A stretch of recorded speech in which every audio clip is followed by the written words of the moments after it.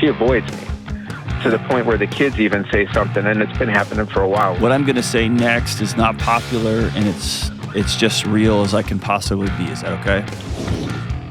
I've been married for 23, almost 24 years, and my wife told me just a few weeks ago that she's leaving me and she wants a divorce.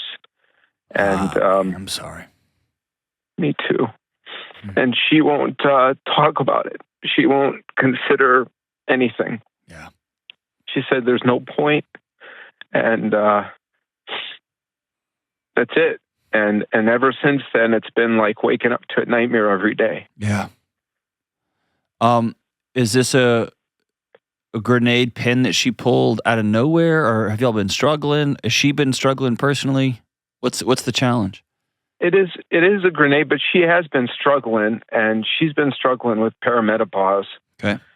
And I've been trying to do whatever I can, and we got her one of those tests, and just she's tried a few things, and she's just wildly unhappy in general. And she's been unhappy for a long time? A couple of years at least. Okay. All right. Do y'all have kids? 4. Okay. She's just tired with her lot in life? That's what it seems like. Okay. But now it seems like it's just me. Yeah. Like it's all pointed at me. Well, let me say this. You're the punching bag here. Okay? And you're going to be responsible for the bomb blast, right? You got 4 kids whose lives is about to get blown up, right? I know. But also, as well as I do, intellectually, it doesn't matter because the pain is in your chest, but this isn't all on you. Right? Yeah. You know that. And I want you to hear that a year from now when you're coming out of the fog. That's not going to help right now. Right now, it just sucks, and I'll sit with you, man. I'm sorry. Thank you. So a not uncommon thing. And so I'm not trying to offer a glimmer of hope. I'm just trying to speak as honest as I can and get a fuller picture of what you're experiencing. Sometimes when somebody is struggling with life change, with this is, oh my gosh, this is going to be my life. I'm sick of being a mom of 4 kids. I'm sick of being a dad who works, like all that. And then you try medical interventions. Then you try going into counseling. Sometimes just trying on the words, I want a divorce, is almost like kind of like a fantasy.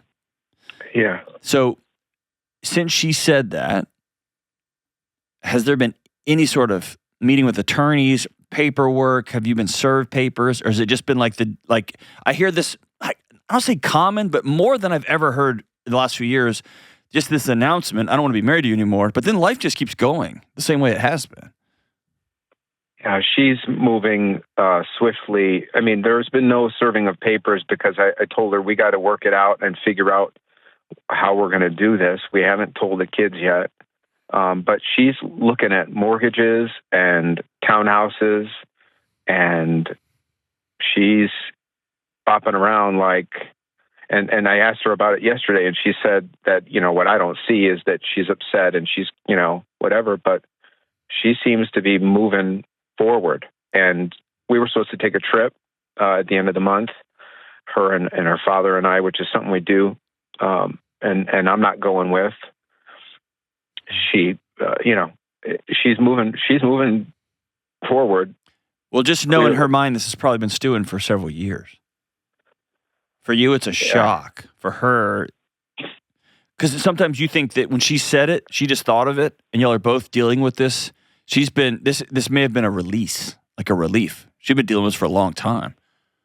Well, and I've spoken to her over the years because I feel alone. Right. She avoids me. Yeah. And she'll go to bed at 8:00 and go upstairs. Oh, I'm going to bed, but then she'll go and watch TV or play on her phone or whatever it is. Just not and be I've with asked you. her, right, just to get it. She avoids me to the point where the kids even say something, and it's been happening for a while, where I'll go to hug her, just to hug for a minute, not just to love her, just to connect. And it'll always be like, oh, you're hugging me too tight, or, I'm doing something, or whatever it is. And we've had those conversations, and every time we've had those, she's dismissed. I said, we got to figure out how to work on moving forward together and being a couple. The kids are growing up. Or we got to figure out how, if you don't want to be with me, just tell me. And she always is adamant. no, this is it. We're in. I mean, she's my ride or die. She's my best friend. We've been together half my life. And so it does feel so out of the blue, like because even just 6 months ago, she dismissed that concept out of hand. Yeah. But now, boom, right after Christmas, she just said, that's it, and pulled the pin. And I don't know what to do. I don't know how to behave in the house. You just exhale for a second. I'm sorry, man. Me too. I'm sorry, dude. I'm sorry for you. I'm sorry for the gaslighting that's been going on in your house for several years. You've been walking around thinking you're crazy. Yeah. And I'm sorry for your kids. They've been watching a married couple and they think this is what love looks like. I'm sorry for all of them, man. I'm sorry.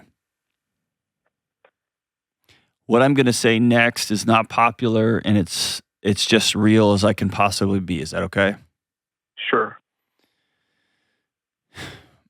One of my rules of thumb is when somebody declares, I'm divorcing you,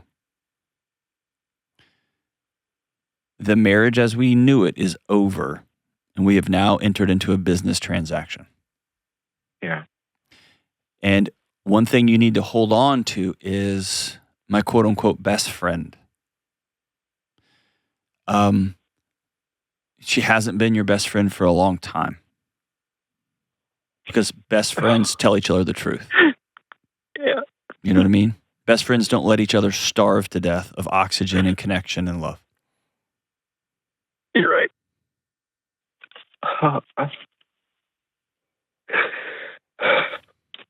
So you've entered into a business transaction. And so what I would do if I were you is I would get an attorney and I would begin going through, I don't know what kind of financial situation you're in. I would get assets, debt, whatever we got, and I would map them out with an attorney. And all you're waiting on is her pieces of paper. And here's what that will give you. Number one, this gets real very fast. Yeah.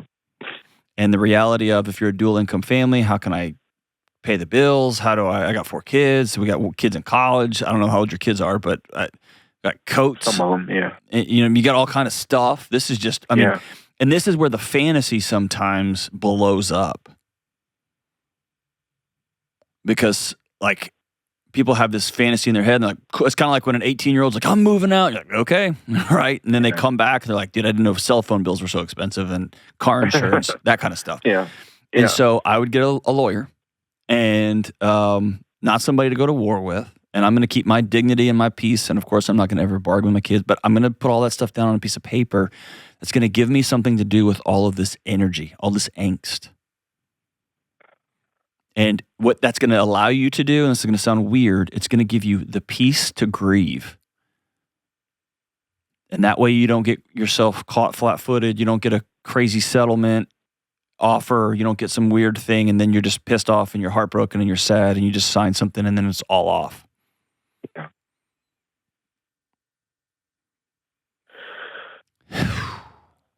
One of the questions I get all the time is, how do I save my marriage? And I want to tell you, you're not the one that ended it. And it sounds like you've been carrying more than your fair share of the squat rack for the squat bar for a long time. I just feel like I could fix it, or I could do more, or I could work harder, or I don't know. Is any of that true? It hasn't been. It clearly isn't now. Have you been a bad husband, Dave?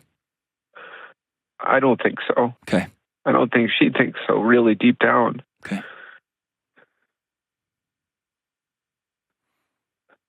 You have any guy buddies you can go sit somewhere and you can just be honest with? Yeah, I've been engaging everybody I can for support. But not blowing people up and texting all these crazy long texts. Do you have people you've gone and sat with? Yeah, I do. Okay, good. Will you make that a regular practice?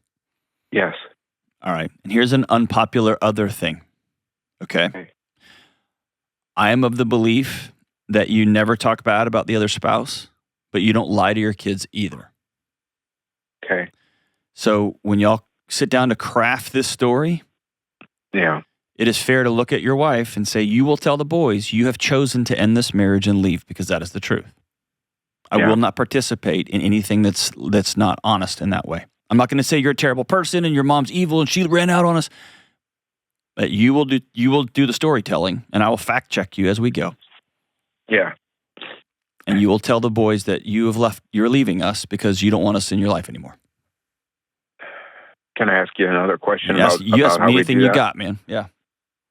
Well, there's 4 of them, and there's 2 boys and there's 2 girls, and the youngest is at middle school. Yeah. I feel like maybe we should talk to the big 3 first because the little one's going to feed off of the other 3. I don't know how to do that. I can't even imagine. Yeah. It's a nightmare. It is. And some of this is when you sit down with a lawyer, what they'll do is they'll walk you through a series of questions. And it might be, I'm not going on in my life without my kid. So if you think you're going to just take the kid with you or split custody 50-50 and I'm just going to sign off on that, I'm going to fight you to the end of the moon. Or it may be this is your daughter and you feel over your head and her and your wife have a good relationship, whatever. So I think it's getting some of those questions answered in your own mind before you sit down and see what kind of paperwork her attorney sends you. But the other side of that, your daughter's going to feed off you. Yeah. And your daughter's going to feed off mom. There will be some backdraft from kids and other kids in the family and all that, but that's the reality. I do like your plan, though. I would start with oldest. How old are your kids? 22, 20, and 18, and then we got a middle schooler. Do they live by each other? Is this a way you could take the oldest 2 and sit down and over a coffee with them? I mean, we agreed that we were going to tell them together. I feel like I don't know if I should do that. Should I tell them myself?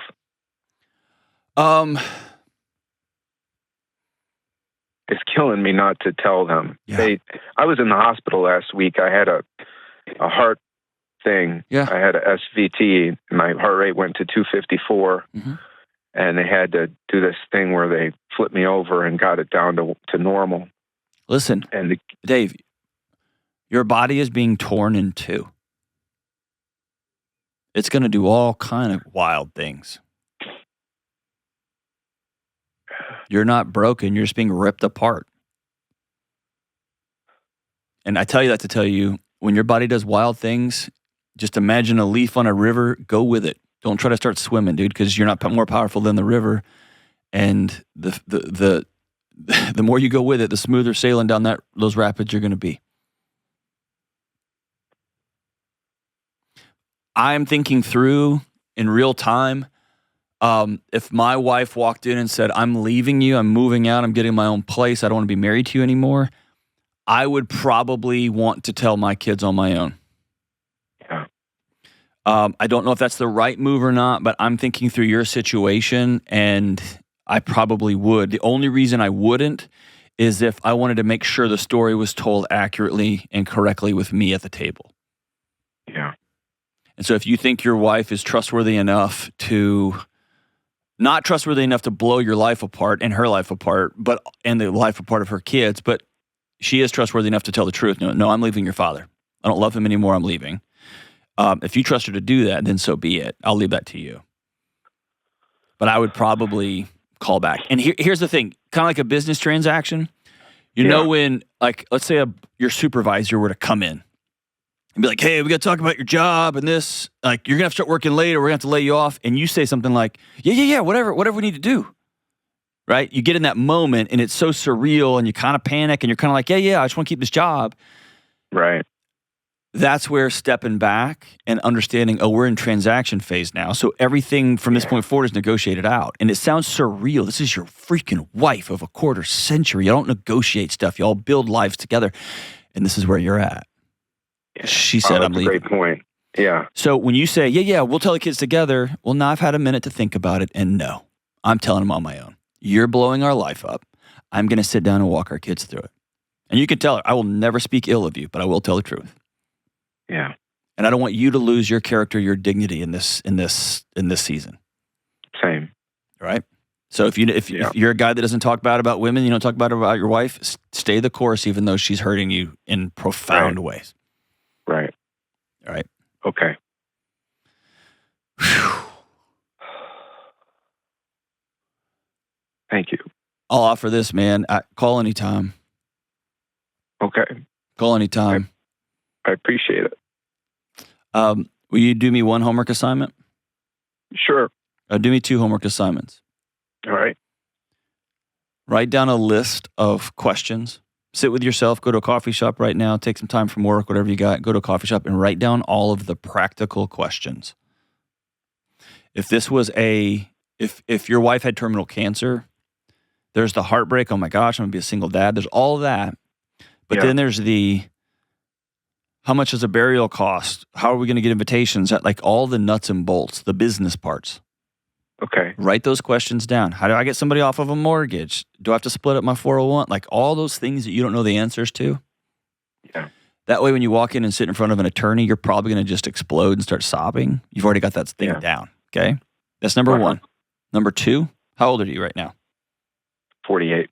I want you to write yourself a letter to 55-year-old Dave. Okay. I don't want you to apologize to him because you thought your life was going to look different. I want you to tell him I'm sorry.